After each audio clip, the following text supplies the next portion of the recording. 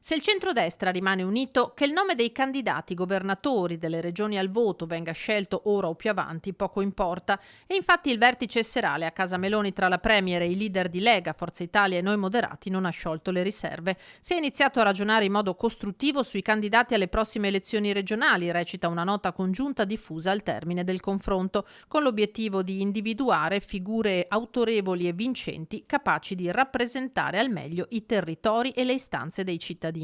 E per farlo la coalizione si affida a sondaggi mirati su vari nomi, metodo già utilizzato dallo stesso Silvio Berlusconi. In questo non avere fretta aiuta.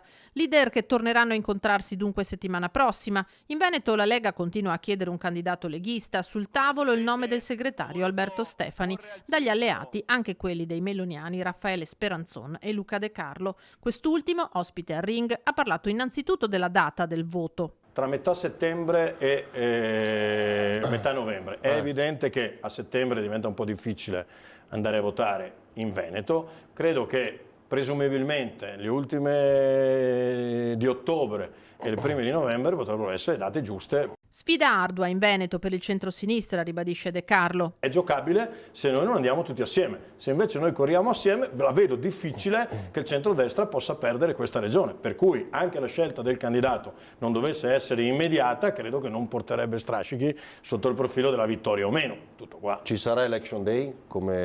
La vedo difficile. Election Day, visto che sono le regioni che devono fissare una data, coordinarsi non è la cosa più semplice del mondo. È il nome di Luca Zaia, tuttavia, quello che pesa di più al tavolo del centrodestra. Che scenda in campo una lista che porti il suo nome non è affare di Fratelli d'Italia, aggiunge De Carlo, secondo il quale a rimetterci sarebbe semmai la Lega stessa.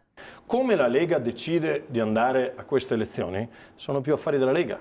Se decide di dividersi i voti con la lista di Zaia, lo può fare in autonomia. Non so se l'effetto lista Zaia sia lo stesso senza Zaia candidato, però quella è una valutazione che secondo me dovrà fare la Lega. Io credo che sia più probabile che Luca Zaia faccia il candidato, non per dargli suggerimenti di cui non ha assolutamente bisogno, ma faccia il candidato capolista magari nella lista della Lega. Lo troverei molto più naturale.